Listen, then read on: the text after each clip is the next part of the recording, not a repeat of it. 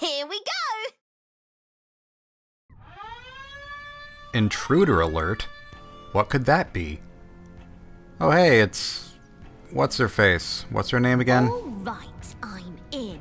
I made it. I infiltrated that kid's spaceship without the alarms going off. Minus the one that said intruder alert and went wah wah. I bet she's collected a ton more timepieces than I have. Now where does she keep them? In a strange twist of fate, we are now playing as Mustache Girl. Jackpot! We are no longer playing as Mustache Girl. That was it. I don't understand. Oh, okay. So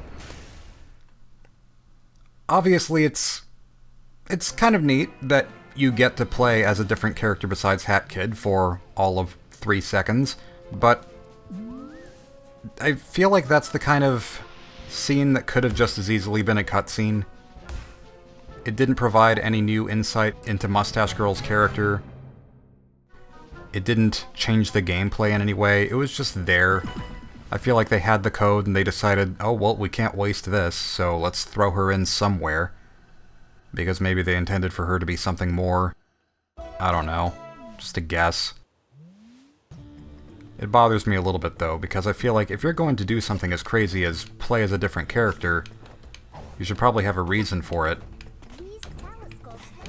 Because in Mischief Makers, there are several levels where you play as a character besides Marina, and the gameplay is a little bit different, and the reason that you play as that other character is because Marina is, like, incapacitated in the story somehow. So, from a story and a gameplay standpoint, it's a nice way of shaking things up. Same with how in Mario and Luigi Superstar Saga, there's a point when you play as Luigi, and it's because Mario is no longer available for a short time, and so you get some insight into Luigi's character without Mario, and it's, again, it's nice because there's a purpose to it. But I don't get the purpose of... I forgot which hat I was using. Or mask, in this case. Yeah, I just don't get it. Feels like a little bit of a waste. But anyway, back in Chapter 4. We're in new territory for me, because I haven't experimented with any of the other levels or sections of this level before. I looked up what people had to say about Chapter 4 just because I was curious. I looked up Chapter 4 Hat in Time opinions or something like that. And the general impression that I got was there were a few people who seemed to hate this chapter, kind of like I initially did. There were some people who absolutely loved this chapter and said it's their favorite, and it's one that they keep revisiting. And then the general consensus for most people seemed to be that it's a good chapter, but it's underwhelming compared to the previous 3, because they were so much more focused, and this feels, someone said, like a glorified level select, which I kind of agree with. Because even with the ziplining between mountaintops, it's, oh well, here's a big Wind Waker moment. Tower of the Gods, anyone? Alright, this is cool. I like this so far. It's a cool setting. Yeah, I'm imagining that I will fall into that group that said this chapter is, maybe decent but not the best by the end of this. We'll find out soon. Yeah, but I have not played this yet. Can I hit that? I don't think I can. So I'll just... Yeah. I'm surprised that I was able to climb up that ledge. It didn't look like it was the right kind of geometry for me. So going back to my general feelings on the chapters in this game, I've made it pretty clear, I think, that chapters 1, 2, and 3 are pretty decent to me. Although, I said that chapters 4 and 5 were the ones that gave me the least great impression whenever I played them initially. And that basically, I feel like the game kind of lowers in quality as it goes on, at least towards the end. Which reminds me of it reminds me of something that I remember Jonas Kęrlev saying on Twitter once. Because there were a number of things that Jonas said on Twitter that bothered me and perhaps contributed to my lesser feelings about this game. One of those things being, he was doing this analysis of different gaming analytics, and he made the discovery that the ratio of people who play the beginning of a game versus who play the end of a game is rather significant in favor of people who play the start. There are a lot of people who don't go to the end of the game, and he posed the question based on that information: should you put all of the game's best content at the beginning? Which upset me, because I feel like, well, no, of course not. That's a dumb question. Why would you design a game specifically so that as soon as you start it, the rest goes downhill? It seems like a very businessy question to me, like, you shouldn't treat games like an algorithm because they're an experience. I hope this is the right way to go. No, wait, this is the way that I came from, isn't it? Yeah, I don't know where to bring this key. Guess I'll figure it out. This might be new.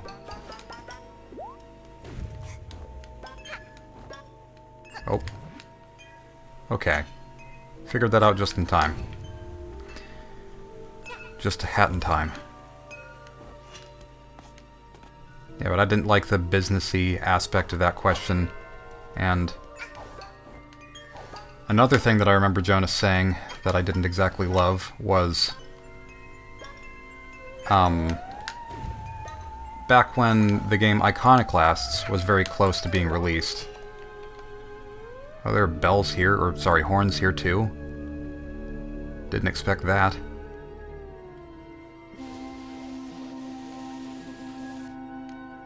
Anyway, Iconoclasts, which I think is a very good game. Because Jonas's brother, Matthias, happens to be... Whoa, textures got weird there for a moment. He happens to be someone who's very good at porting games, so he's officially done a number of ports, and Iconoclasts happened to be one of them. He ported to, I think, Switch, and maybe he made it more compatible for PC, I don't really know all the details.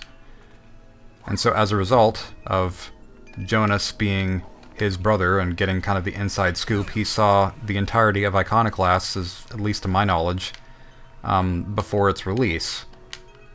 And he volunteered over Twitter to change the game because he said, the game is great, but a little bit more foreshadowing could go a long way, so allow me to change parts of it, and I assure you it'll still be 100% to your vision.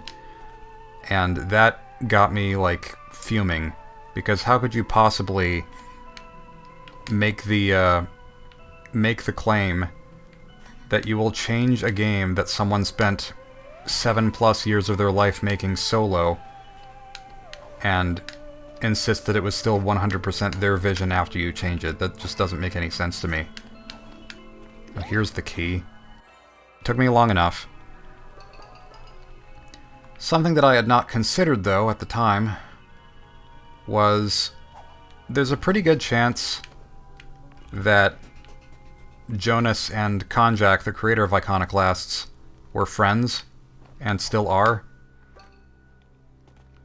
because they've interacted over Twitter a number of times, and never in a hostile way, and And also, if you go to the Iconoclast's credits, you will find that... Oh, interesting. Yeah, if you go to the credits of Iconoclasts, you will find that Jonas's name is in there for helping with the business and advertising side of things. So there's a distinct possibility that I misinterpreted their whole conversation there, and perhaps when I unfollowed Jonas after that, I was misreading the whole situation, and I don't know. I don't know how to feel about that. There are lots of things that I wish that I could do differently in life. Have not figured out how to get to that little section there yet.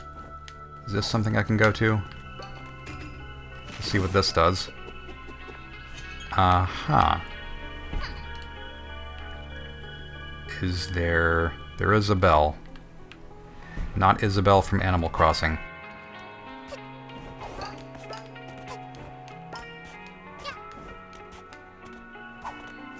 Boing. Oh, okay, this is optional content.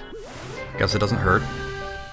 Time stop yarn. Oh yeah, I forgot. We still have one more hat that we need to...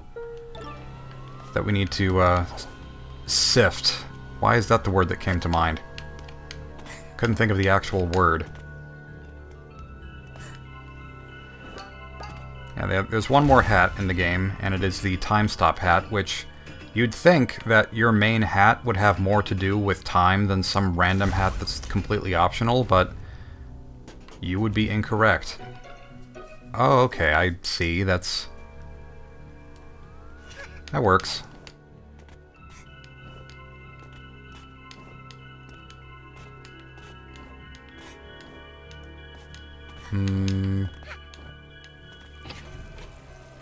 Yeah, I'm liking this. At the same time, though, it's making me... It's reminding me of one of my kind of issues with this game being that it has a bit of an identity crisis. And when I say that, I mean sometimes, or oftentimes, it feels like Super Mario Sunshine, or Super Mario Galaxy, or some other platformer of that nature. Sometimes, it feels more like Wind Waker, or some other kind of Zelda game. Or it might feel like a murder mystery, or it might feel like Silent Hill. This, in particular, feels very much like a Zelda game, and that also includes the pacing of the game. So, at the moment, this is moving kind of slowly, and this is turning out to be one of the longer missions in the game, and I don't know how to feel about that. As cool as it is, you never can really tell with this game whether you're going to start a mission that will take less than 5 minutes, or one that will take more than 20 minutes. Last time, we witnessed one that took me more than 20 minutes. Oh, okay, there's grapple hooks, I didn't realize. And I feel like the appeal of platformers like this, where there's different missions to complete, is that it's nice to be able to pick up a game for a very short time and just play for a little bit and make good progress and know that whatever you start you will be able to finish. There it is, there's the timepiece.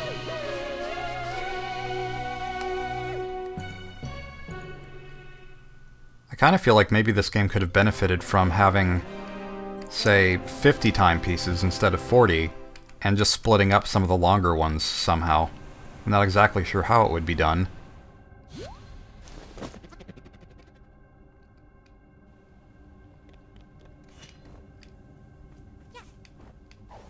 Despite the length, I did enjoy that. That was cool.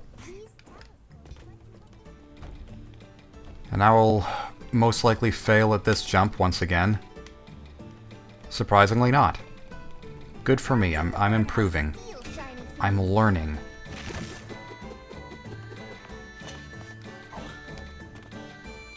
There's at least one more. I guess I'll get this, whatever this is down here. Will I continue swinging after this little cutscene ends? Nope. Okay, I'll meet you at the top. I'm not sure if I actually had to climb all the way back up to reach this blue zipline here. I just know this is one that I haven't done yet, so hopefully it's not too terribly long. Again, you never can really tell with this game. Just keeps... the pacing is inconsistent. There's a horn at the top. Good to know, thank you. I'm glad to know that there's a horn. The little preview also told me.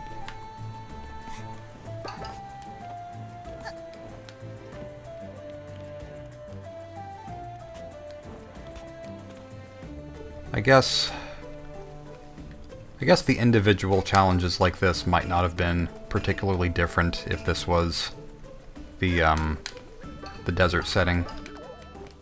Because chances are you would have had to do all the same climbing, and there would have been all the same challenges, and maybe the glorified level editor aspect of it, of just choosing 4 different zip lines at the very start, wouldn't have mattered so much.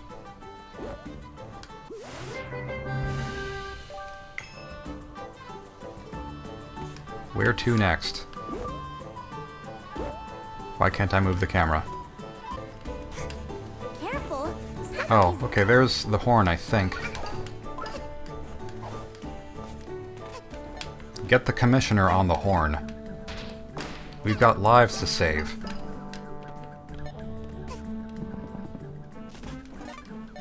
Wait, is that not the horn? I might have been mistaken. It looked like a horn from down there.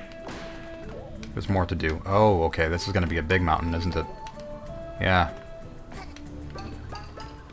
It's a summit or summit. I liked that video title that I came up with. I'm not sure if it's going to make sense to most people.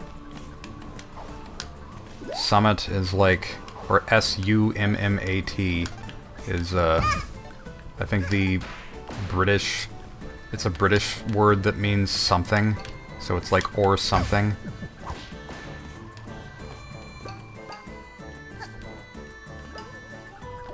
I've heard it used before. There it is.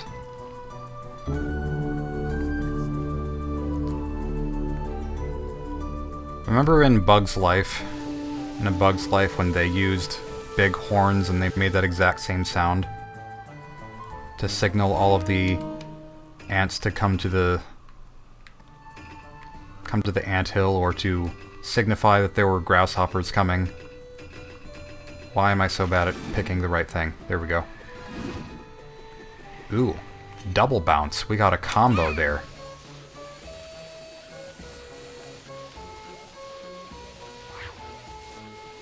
More waiting around. It's kind of funky when the music speeds up, but only for that. Also, whenever you choose left or right on these zip lines, it gives me, well, big surprise, it gives me another Paper Mario reminder, because in Super Paper Mario, you had to do something like that in the Florosapien caverns with the minecarts. You had to move left or right in the first or the third dimensional view. I don't know if the game specifically told you that you had to do this, but it's something that you had to do. Well, I like this because I like windmills. Any game that uses a windmill as part of its decoration is usually good.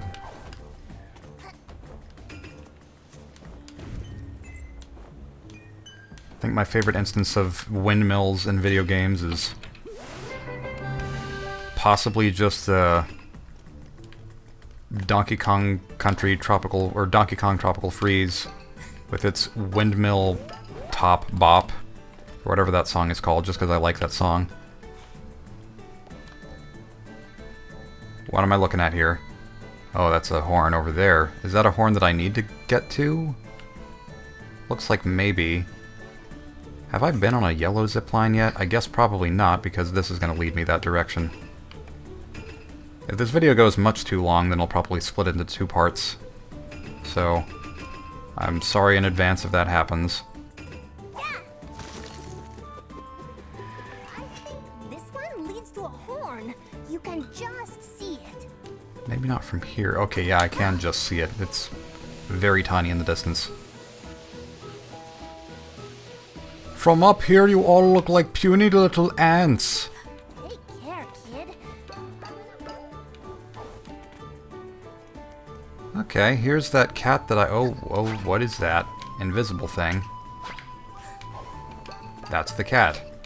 The cat that you originally raced in the Mafia Cheating the Race mission that I don't think I am able to do yet because I don't have the time stop minigame, or minigame. Whatever, I can't think of words. Can't think of words while I'm doing other things. My hat has been stolen. Okay, I thought that the Snatcher was the only one who could snatch your hat away, hence his name. I guess that was not the case. They're like the likes of A Hat in Time. How many more horns are we gonna have to blow here? I don't want to have to be a whistleblower. I don't think anyone's doing anything wrong. I've cleared the Curly Tail Horn Trail. I like the rhyme. At least I think I read that correctly.